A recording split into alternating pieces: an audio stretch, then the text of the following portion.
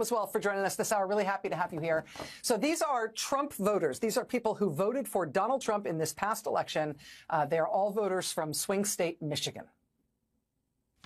So by a show of fingers, who approves of what Elon Musk has been doing in the Trump administration? None of you. And who disapproves? All 7 of you.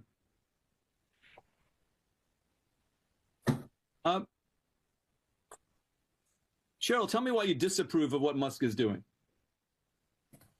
Because he wasn't elected to do anything. Like I don't understand his position. It's a made up position that they made, department or whatever. And he's been going through with the sledgehammer, just actually dismantling everything with the approval of Trump.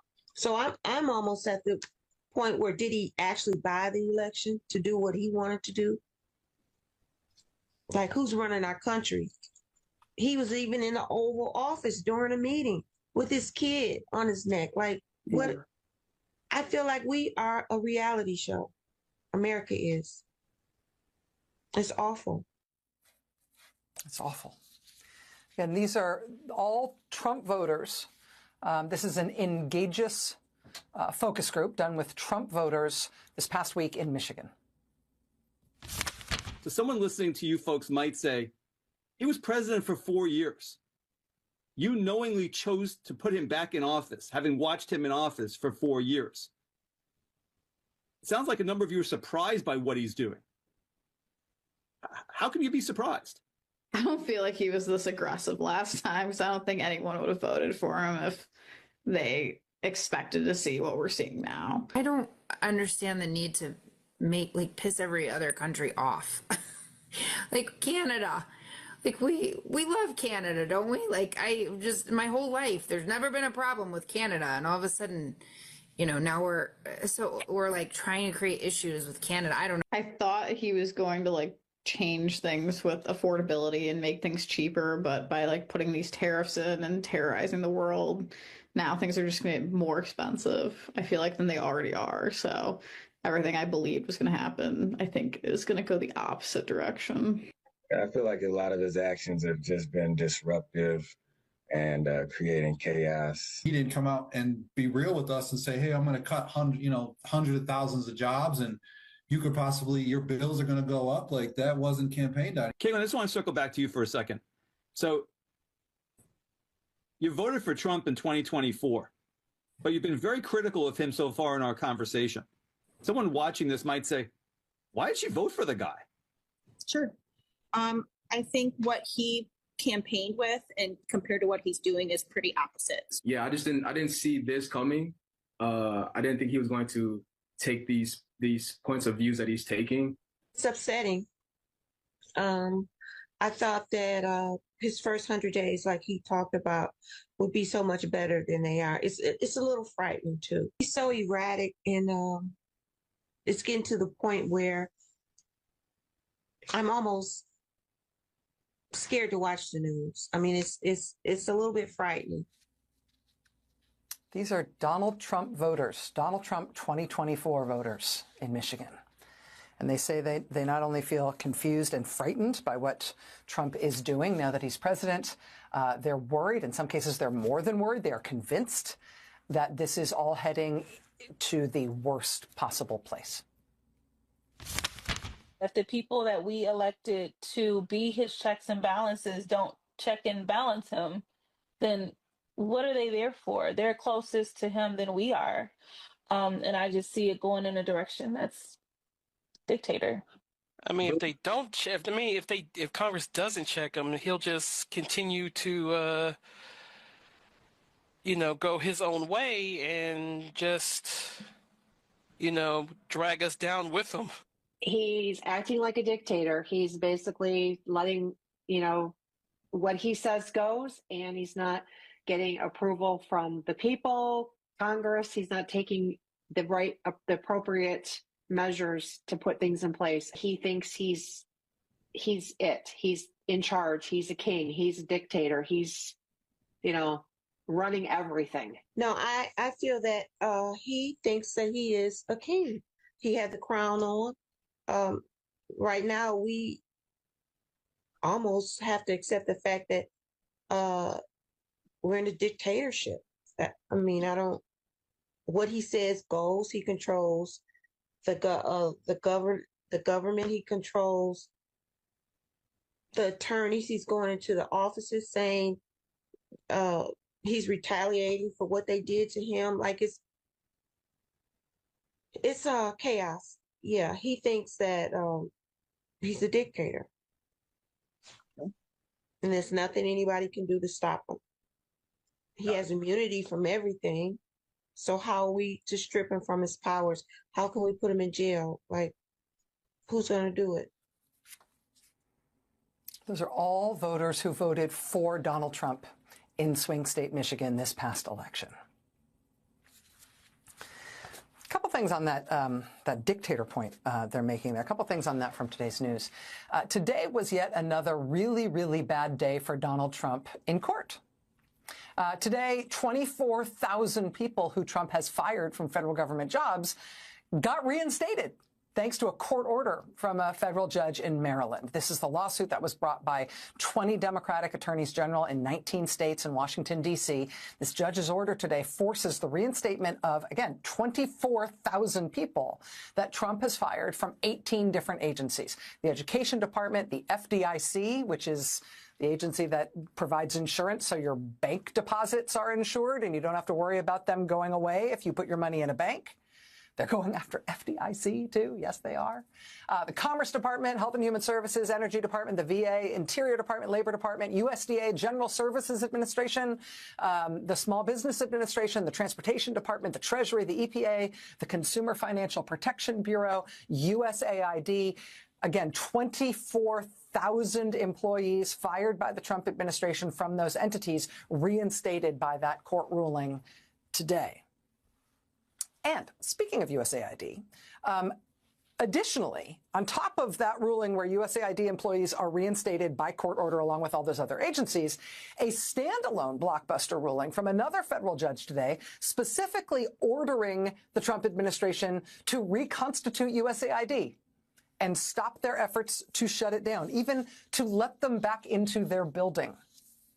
The judge in this case said that the shutdown of USAID, quote, likely violated the United States Constitution in multiple ways. And in his very short two-page order today, he ordered that the Trump administration must reopen USAID. This is from the order. This is interesting. Quote, for purposes of the order, defendants refers to Elon Musk in his official capacity, the United States DOJ service, and their officers, agents, servants, employees, and attorneys. Also, all individuals who at any time since the inauguration have served in the role of DOJ team member or DOJ leader, regardless of the formal personnel status of that individual. So the defendants here, everybody associated with Elon Musk and DOJ. And those defendants are, quote, enjoined as follows. Defendant shall reinstate access to email, payment, security notification, and all other electronic systems, including restoring deleted emails for all current USAID employees and contractors, whether in active status or on administrative leave, meaning for all the people they've tried to force out of the agency too, they need to be reinstated. They get all their emails back. They get all their systems back. Defendant shall provide written confirmation to the court that this requirement has been satisfied within 7 days of the date of this order. Also, defendant shall not take any action or engage in any work relating to the shutdown of USAID, including placing employees on administrative leave, employee terminations, reductions in force, contract terminations related to any USAID employees or contractors. There can be no termination of USAID contracts or grants, no closures of USAID buildings or bureaus or offices, no permanent shutdowns or terminations of any USAID IT systems. Within 14 days, defendant shall submit to this court a written agreement among all necessary parties that ensures that USAID will be able to reoccupy its building, will be able to reoccupy USAID headquarters at the Ronald Reagan Building in Washington, D.C. So they all get their jobs back. They get back in the building, they get all their emails back, and all electronic systems related to the operations of that agency, including all contracts and everything that applies both to employees and contractors. You need to stand that agency back up. Because what you have done to shut it down thus far, quote, likely violated the U.S. Constitution in multiple ways. Now, this, of course, will be appealed. This will not be the final word. You know, even if Trump and his top campaign donor, Elon Musk, continue to lose this badly in court on this case, there's no telling how they'll try to finagle their way out of it anyway. But, you know, thinking about the dimmer switch between democracy and dictatorship, the courts here are drawing a line.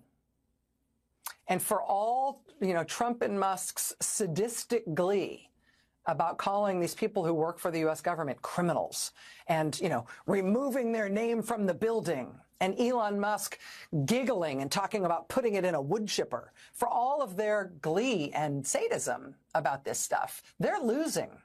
They're losing under U.S. law. USAID, as of today, is hereby ordered back into existence under federal law. Trump was also soundly beaten in court today on his effort to try to throw trans service members out of the military.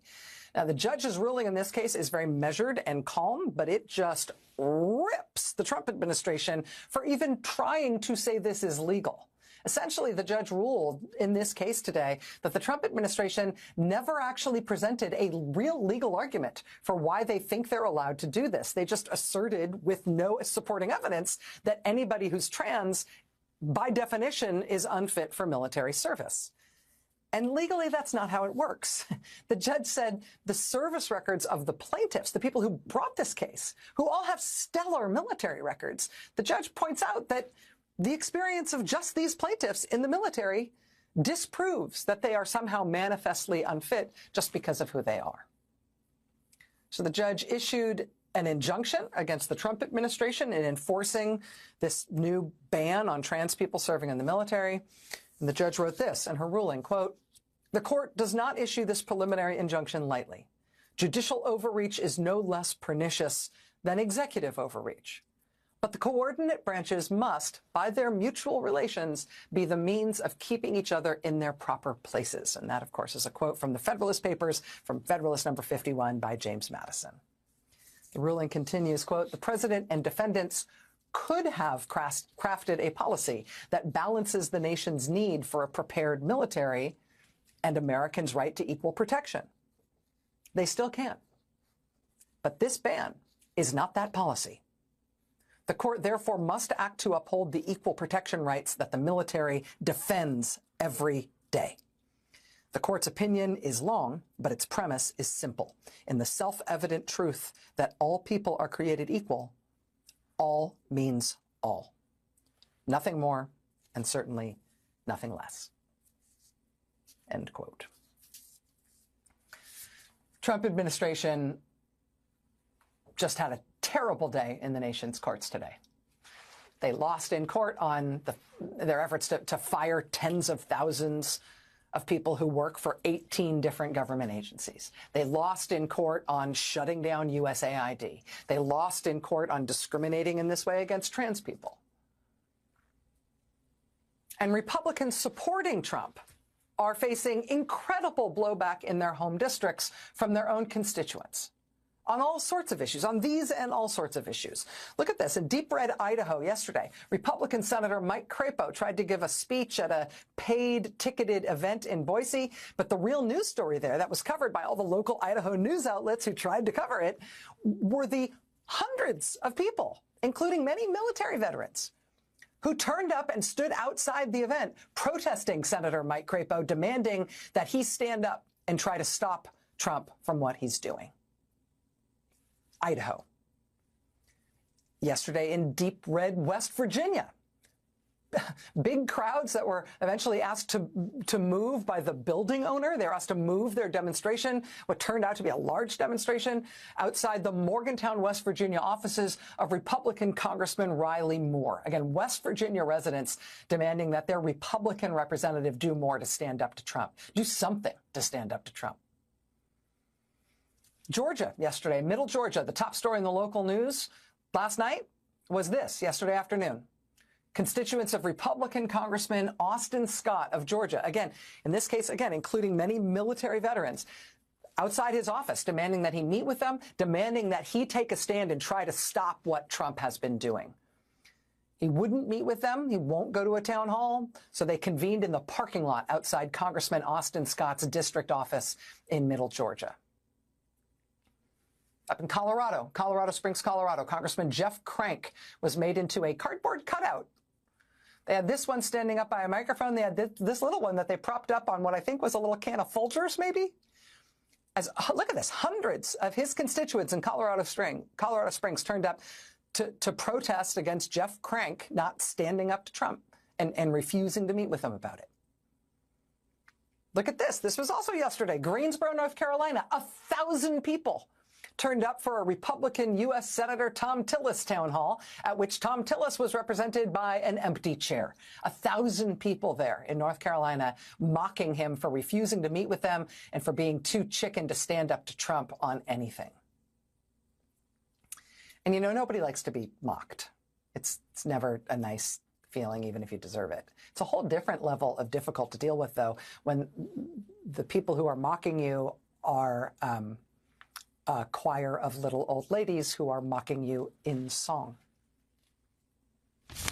Where are you now? Where are you now? Where could you be? Where could you be? Where are you now? Where could you be? Are you hiding at home? But you're chicken.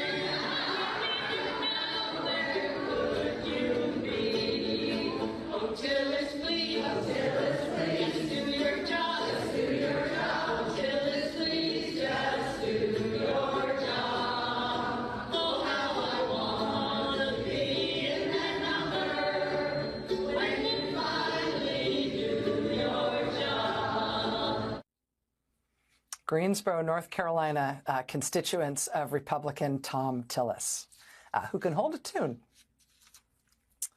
For all the different ways that Donald Trump and his top campaign donor, defendant Elon Musk, are terrifying and turning off even their own voters, as we saw in those focus groups in Michigan, and all the ways they are terrifying and turning off and angering people who live in Trump Republican districts, for all the loss after loss after loss after loss they are being dealt in the courts. There's one other element of what's going on with Trump that I want to point out here as a matter of, I just think this needs to be factored in more regularly when we talk about the public reaction to Trump, when we talk about public opinion of what he's doing. Because there is one thing about his presidency that, I mean, for all of the other unpopular and failing things about this young presidency, there's one thing about this presidency that is just unprecedented in how radically out of step it is with the American people. There's such a difference between what Trump wants and what the American people want on one particular issue that I actually think it is not sustainable in normal small d democratic terms. So I want to stick a pin in this because I think this is important now and it's going to get more important as things get weirder and weirder. This is from the NBC News poll that just came out yesterday. Americans were asked, in the war between Russia and Ukraine, with which of those countries do you sympathize more? Ukraine, 61% of Americans said, I sympathize more with Ukraine. Russia, the proportion of Americans who say, I sympathize more with Russia is 2%. 2% sympathize with Russia. Americans are asked, okay, well, that's where your sympathies are. Where do you believe the president's sympathies are? Where do you think Trump's sympathies are? Ukraine, 8%. Russia, 49%. Overall, Trump is underwater by minus 13 points on his handling of the war between Russia and Ukraine. significant majority of the public thinks that he is wrong in his handling of the Russia-Ukraine war. Americans asked specifically, hey, what's your idea, what's your view on Russia? The proportion of Americans who view Russia positively right now is 6%. The proportion of Americans who view Russia negatively is 68%. How about Vladimir Putin, the guy? How about himself? The proportion of Americans who have a positive view of Vladimir Putin is 3%. The proportion of Americans who have a negative view of Vladimir Putin is 84%. Okay? So the American view on this is very clear. And the American people are very aware of how different Trump's view is to their own. All right? And this is, it's a statistical oddity. I'm not sure there's ever been anything like this before in presidential politics. But this is part of what the Trump presidency means. And it accounts for some of the weirdest stuff in it. I mean, today, in the midst of all the other chaos that he is wreaking in our own government, right? They're today amid the news that they really are apparently going to go ahead with this change at Social Security. They're going to force 80,000 retired and disabled Americans every week to physically go in person to Social Security offices that they are also shutting down and firing people from by the thousands, as they announced today that they really are going to do that. Terms and conditions of a king follows king. A young Arab-American man whose journey of self-discovery leads him through heartbreak, longing, and growth. After ending a promising but unsustainable relationship with Thomas, a man of status and high expectations, King finds himself grappling with loneliness and yearning for connection. His encounter with Malcolm, a charming but emotionally unavailable man, reveals the pitfalls of settling for less than what he deserves. Through it all, King's dreams, his growing independence, and his candid conversations with his confidant, Princess Ariel, guide him toward a powerful realization: self-worth cannot be compromised. Set against the backdrop of everyday struggles, budding careers, and the complexities of modern love, Terms and Conditions of a King is a story of resilience, introspection, and the courage to let go of what doesn't serve you.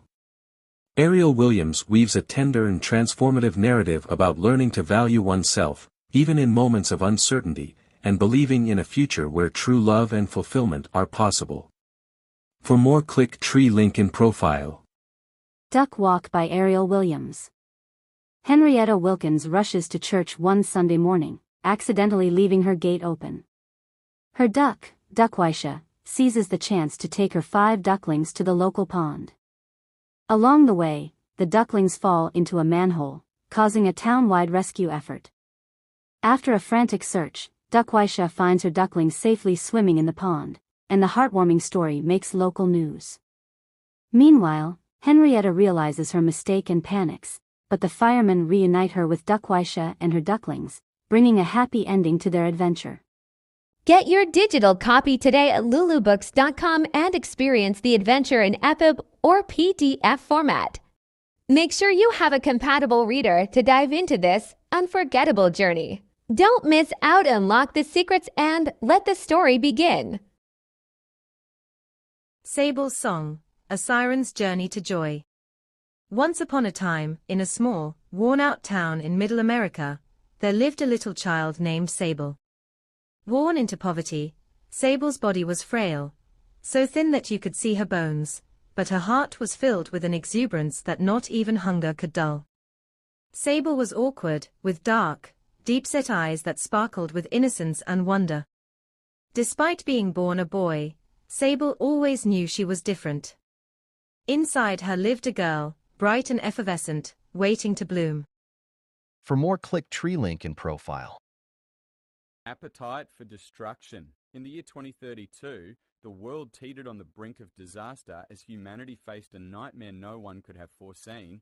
Food, the very thing that sustained life, had turned into a weapon of terror. It all began in a remote factory in China, shrouded in smoke and shadows. Rows upon rows of vegetables grew in eerie greenhouses, their leaves trembling under artificial lights. Workers moved through the rows, their expressions tense. Whispers filled the factory. Something was wrong with the crops. Lee Wei, a seasoned worker, approached a row of tomatoes, each fruit unnaturally large and almost translucent. As he reached out, one of the tomatoes suddenly lurched forward, releasing vine-like tendrils that wrapped around his wrist, pulling him into its soft, pulpy flesh. Lee's scream was swallowed by the shadows as the tomato consumed him. Don't forget to download a free EPUB Reader at Google Play Store. For more, click Linktree and I told you. What did I tell you? Didn't I tell you? 'Cause I told you. And when did I tell you? A long time ago. And what did I say will happen when I told you? Exactly what just happened.